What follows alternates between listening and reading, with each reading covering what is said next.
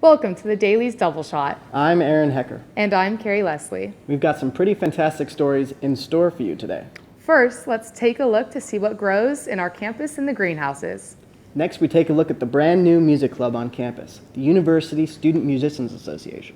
One lucky contestant is crowned in a talent show to be Seattle's superstar. Seattleites perform at the monthly open mic night at the U District's Café Allegro.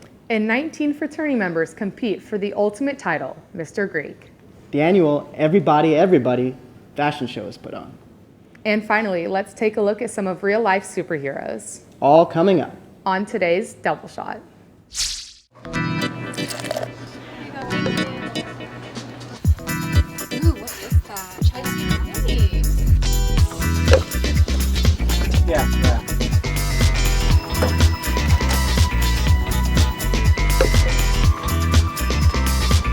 I'll see you there. Okay.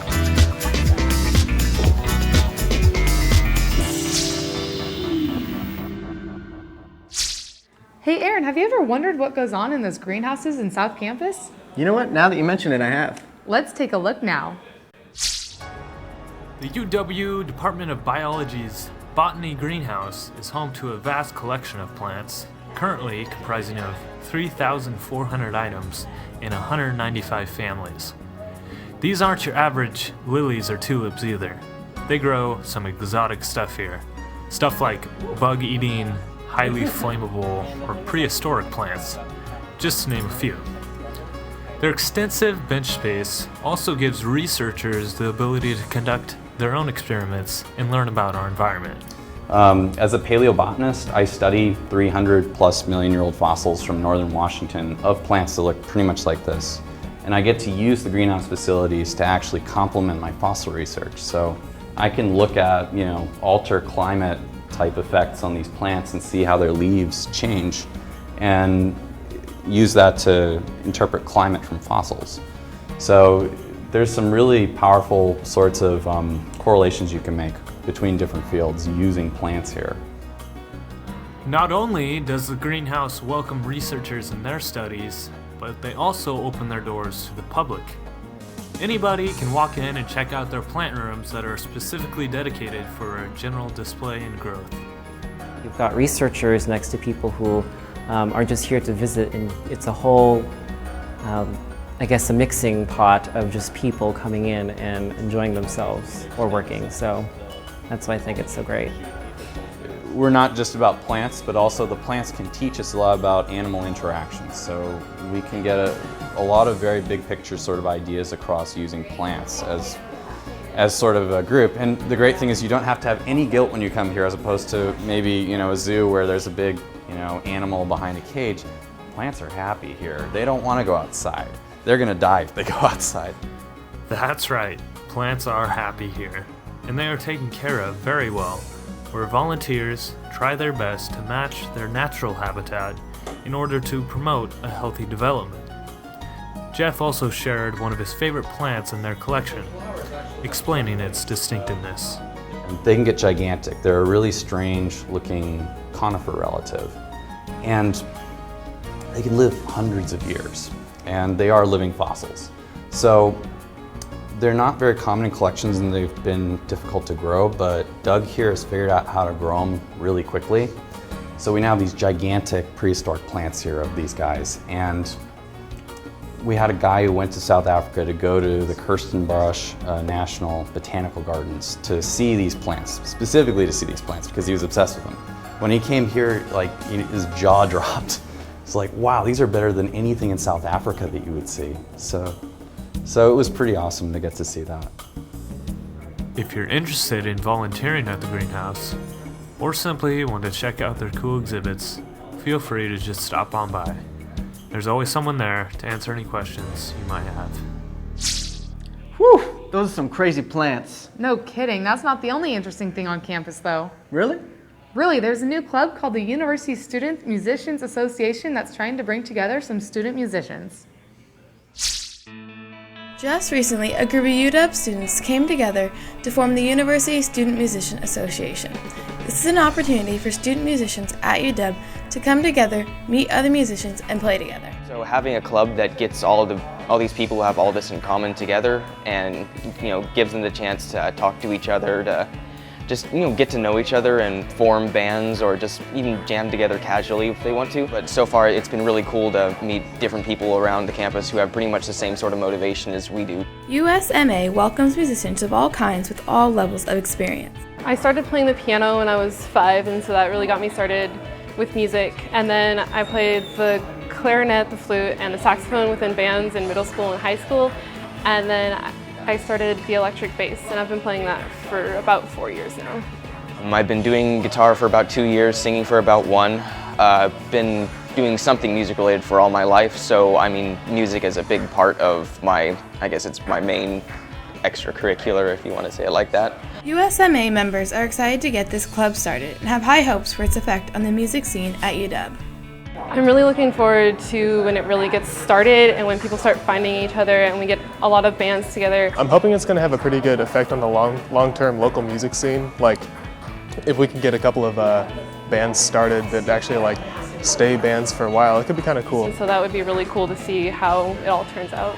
By uniting musicians, the University Student Musician Association has so much to offer students at UW. For more information, make sure to check out their Facebook page. I wish I could join, but I don't really have any musical talent. You can always learn. Why learn when I can watch talented people from Seattle Superstar Talent Search show last week? Last weekend, we attended the Seattle Superstar Search event held at Paccar Hall. We talked to Matt St. John, the CEO of Superstar Search, who started the event as a UW business project. 3 guest judges were called in for the show, one of them being Sanjaya, a former top 10 American Idol contestant. Basically, Seattle Superstar Search is a huge online and live talent show. What we did was we took preliminary auditions, we filmed it, and we put it on our website in webisodes, and then you go on the website and like each performer, and that's how we did the voting. It started to evolve quite a bit. We got our sponsor involved, we got Sanjaya, we got America's Got Talent involved. It just kind of blew up and really worked. Before the show, we talked to a few finalists about their talents. We met each other during the summer dancing, and so ever since then we kind of just danced with each other and with all the dancers in Portland, Oregon. But I think this is the first time we really worked together was the competition. Yeah, so we grew a lot during the competition just to get to know each other. From the beginning, I guess it was just us two trying to put our 2 styles together, and it was really hard at first, but we ended up working together really well. We performed our piece. I think what people don't know is making a routine is harder than just taking a song and reading the lyrics and perfecting it.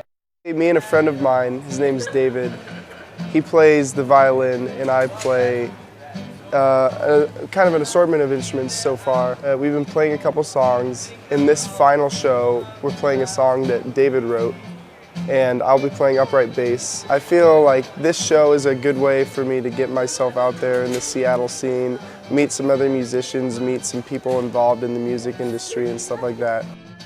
I heard about it through Facebook and decided that I wanted to do it right away, and I got to the last audition in the nick of time.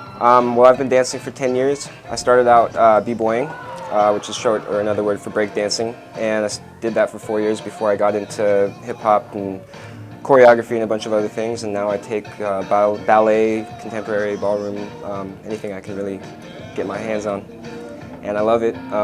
I started kind of because I wanted to be the cool kid, and then that quit being the reason. I just do it because I need to do it. I'm not trying to be super deep, but I would say dance is pretty much my life. I try to do everything in school and but keep this balance where I can always keep dancing, because it's just something that I can't live without. I don't even really consider it a hobby for me because we work so hard and we put so much dedication into it. It's just been such a strong foundation in our lives right now. What reflects in our dance reflects in our life also. So. The grand prize was $1,000. At the end of the night, Yoshi Wright was Seattle Superstar. Make some noise for your winner, it's Yoshi!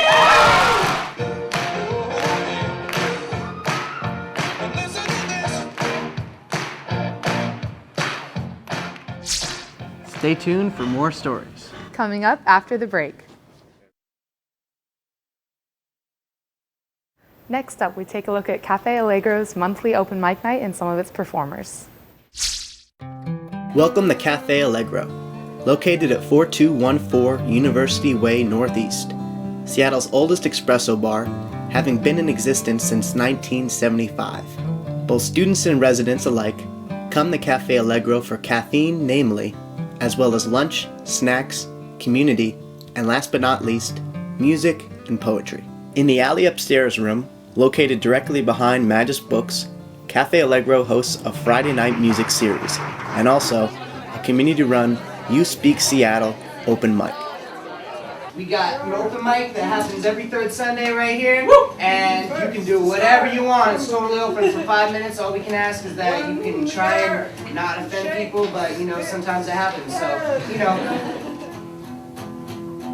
So please stop following. The open mic at Café Allegro is cool. It's very open.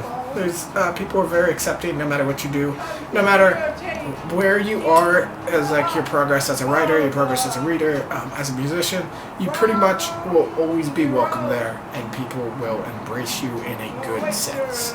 The mic's probably always going to be there, just because of the attitude people have towards it, and so it's just something that's very reliable, and that's a good thing. At Café Allegro, everyone's very reactive. When you're performing, if they like something, they will yell, they go chippa-cha, like, woo! And there's also like, they go bok, bok, bok, and that like breeds this whole community thing of like, everyone's in this together, letting go of that wall of, oh no, there's people watching me, and so the yelling helps with that. The open mic is great because it presents a lot of opportunities. My goal above anything is to reach a lot of people and to reach a lot of women who need my poetry. And that happens every month. I get to meet new people and new women, and I get to hear about them and their experiences, and that's so powerful, and I get that every single month. And it also presents me with a lot of opportunities to work with different people and to perform in different spaces. It's really great. It's opened up so many opportunities for me. I'm so appreciative of it. Without the open mic at Café Allegro, I don't know where I'd be. Poetry, honestly, really, truly has saved my life. I don't know how I would have overcame my hardships and my struggles. I don't like to think about it. Everybody should have the right to be able to express themselves with words. So I get so caught up in my own head thinking about the impact that poetry has had on my life, because it's just like, I can't even begin to explain. I just go off into my own world. tying a bib, suppress my appetite. More about it with my crew after work. Yeah, that is life. For now, it'll have to work. Seattle Light.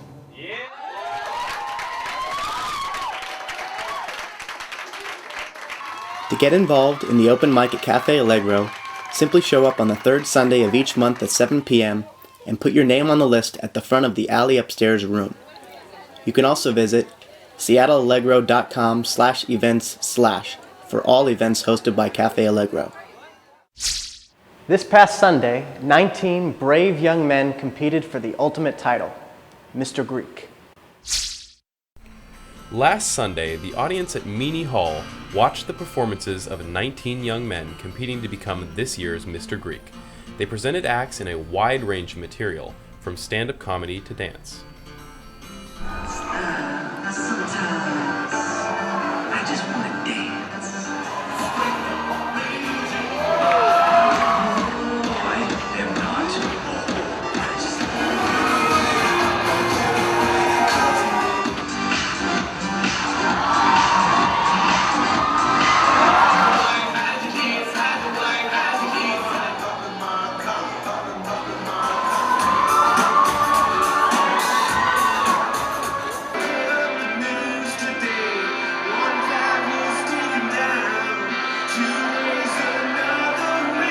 Mr. Greek is a philanthropy put on by Alpha Gamma Delta Sorority.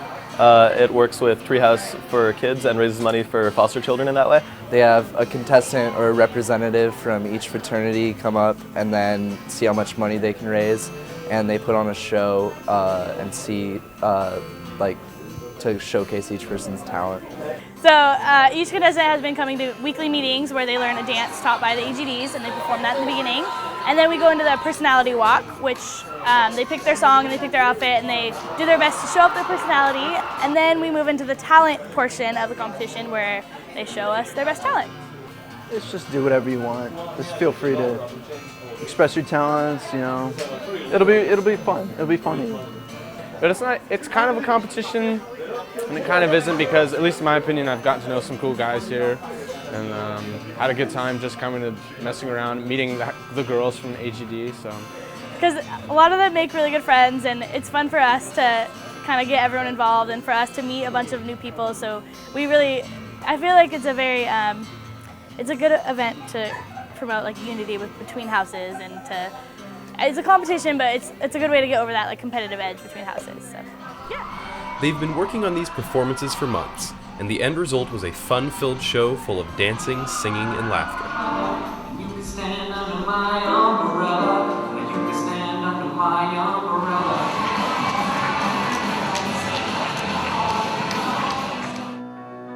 I have climbed.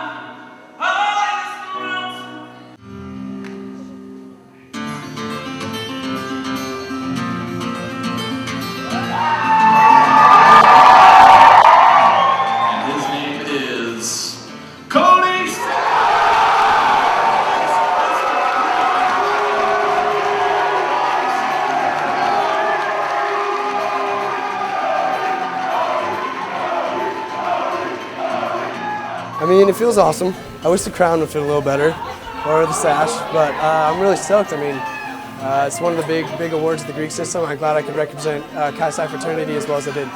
It's been awesome that it kind of culminates like this in an awesome award. I mean, I'm stoked.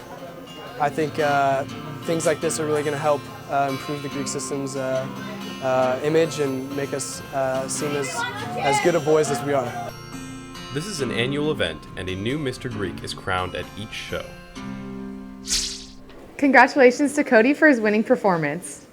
UW had another great show last weekend, too. Are you talking about the Everybody fashion show? I sure am, buddy. Let's take a look. Hundreds of students packed Kane Hall to watch the 4th annual Everybody fashion show. The Everybody fashion show is really just an annual fashion show to showcase healthy body image. And it's really a chance for all of us to come together and promote this message of loving your body. And you know, it's such a big university, and it's really great every time we can showcase the students and their message and how we can come together with a common goal. The purpose is to promote healthy body image. It's held during National Eating Disorder Awareness Week, and it's something that the Student Health Consortium, it's like their big event every year. Over 165 students volunteered to walk the catwalk in fashions by 16 local retailers and designers, including Apri, Buffalo Exchange, and the U Bookstore. With student models, we love that because we get to see people that we're in class with going up there, and we're saying, hey, your peers are beautiful. We're all beautiful, and we like that we don't have professional models and we have students, because that kind of keeps it to the message that it's real. This is real beauty. You know, I remember when I was a sophomore, I was in the audience and I saw my friends up there, and it was so empowering just to be in the audience. And then with the designers, we really try and go for a very wide variety. You know, Lululemon to Betsy Johnson. I mean, those are totally opposite. You know, and we try and keep high fashion to keep it a fashion show, but also have retailers that are on the Ave and in the U Village so that students can be like, ooh, I like that. I'm gonna go down and get that tomorrow. It's important to me because I've always struggled with my body image, and I think it's really hard to work up the confidence to be able to do something like this, and so I'm really proud of all of our models, and so I'm actually in charge of the model coordination committee, and I wanted to do that in particular because I was so proud of all of them for really being up there, being bold, being awesome, and just strutting their stuff. You know, we see the magazines and the fashion shows, and we see these men and women who aren't real. I mean, you know, that's not a real body. And so I work a lot with youth, and I hear these young girls in middle school who strive to look like that because they think that's what's beautiful and that's the norm, and it's not. And what I love about this show is we're highlighting, you know, everybody and everybody, you know, I mean, the title is so pertinent to the message that we're trying to convey to our audience. And to me, that's what's important, is because we're showing what true beauty is and not what you see on the cover of magazines that's been photoshopped, and these men and women who literally starve themselves, and their life is just so focused on beauty when it's all about what's on the inside. The Fung brothers hosted, Rainy Dog Radio DJ'd, and during intermission, students inspired the audience with poetry promoting body image awareness. I hope that people come away with the message that it's really important to know that you don't have to look like what you see in magazines and on TV. I think it's important for students to know that they should be comfortable in their own bodies and they shouldn't feel this pressure because, there are stereotypes out there, there are norms, and we need to be able to break out of those norms and just be ourselves. Anyone or everyone can be a model, in that you don't have to be 6'1", like size 0, 00. You don't have to have the perfect body proportion, that anyone can be a model, that everyone is beautiful. What a cool way to promote an awesome cause. There's another group of people who are also fighting for a cause in Seattle. I don't think fight is the right verb for working for a cause. No, really, they literally fight for a cause. They're called the Rain City Superhero Movement. Let's hear about it. You may have seen them turning down dark alleys or dashing through Seattle's streets at dusk. Who are these masked shadows? Phoenix Jones and the Rain City Superhero Movement. I'm Phoenix Jones, and I started basically a progressive block watch, where instead of just watching crimes and reporting them, we decided to intervene and stop them to keep the citizens safe. I don't want to stop crime by being in a fight every day. When I first started fighting, I'd walk down the street and everyone wanted to fight me. Every drug dealer on the corner wanted to beat me up for walking around being a symbol. Now they know what happens when they mess with Phoenix Jones. The UW Police Department commented that they would prefer people just call 911 and not try to stop crime, as they believe intervening will only escalate violence. These superheroes made it clear that they're not vigilantes. They do call 911 and wait for the police to arrive, but they also intervene and detain the criminals first. We're not trying to get the citizens out here to stop crime by themselves, because they're not trained for it. What we're trying to do is help people not stand around and do bad things. We're trying to get them to call and report crime instead of stand there and do nothing. You have to show people what you would assume would be the right way to live, in and out of the mask. So when did Phoenix Jones become Phoenix Jones? We're playing at Wild Waves and we're racing back to my car, and my son slips. So I pick him up and blood's everywhere. And I cover his leg, and he has a split from the top of his knee to the bottom of his shin. He fell in glass because someone had broken the window to my car. And I'm holding his leg shut, and this guy comes running across the street with a phone, which is perfect because I was just at Wild Waves. I didn't have a phone on me. It was wet. It's a water park, right? And I'm like, call 911. And he goes, I can't. And I said, why? He goes, it'll ruin my YouTube clip. And he had a video of the whole thing, like the break-in, everything. And he wouldn't give it to police. And I asked him why. I said, because black people don't talk to cops, dog. You know that. And it hit me. There's a stereotype and a stigma that's happening. And people are afraid to step up because of the retribution of it. Shortly after this incident, Phoenix realized that he needed to step up and fight for people, regardless of the consequences. And I realized this is it. You've been training your whole life for this, like, accidentally. You did gymnastics for a while, you competitive fought, you have several, professional mixed martial arts fights. This is what you do. I mean, you are this guy.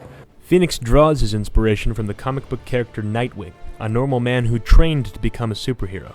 Phoenix respects Nightwing because he tried to stop crime at its source instead of just beating up criminals. He was a good person all around who had the skills to fight crime. And to me, that's the only real superhero. I'm never going to find a guy who fell from the sky who can fly or that can, jump buildings in a single bound. But I can do backflips off buildings, and I can do parkour, and I'm in great shape, and I can lift, I can leg press 1,000 pounds. And I think that's as close as you're going to find. So what purpose does Phoenix believe he serves that official law enforcement cannot? At a time when it's harder to trust the governments and trust the police and trust things because of circumstances that have happened, you need someone who, in a weird way, is like you. I mean, I'm just like every other 22-year-old. I'm not crazy. I have a job, 9 to 5. I have a kid. I own my car. I make payments. I'm just like everyone else. The only difference is I stand up for people, and that empowers everyone to be a superhero. I've seen people stand around and look at other people passed out on the ground and do nothing. I've seen people just walk by, and no matter how small what we're doing is literally changing the face of how people see other people, how people see the world. There's a time when you have to say, am I going to stand for something or am I going to stand for nothing? And whether we're in a funny mask or we're walking down the street or we're in a dark alley, this is a group of 11 people who got together and with the best of their knowledge said, criminals, we're coming. And when you see my gold and black suit walk down the street, you better know why we're here. Our biggest possible evilest enemy is apathy. I'm tired of people looking at other people and doing nothing. And my entire crew's not going to stand for it. If you see me on the streets, you can give me a high five and I'll appreciate that. Or when you see a crime, you can call 911 and do what we're all supposed to do. There's a hero inside each and every one of us, and it's time we do something. Well, that's all we have for you today, Thanks for watching this week's show and we'll see you next time. on the Daily's Double Shot.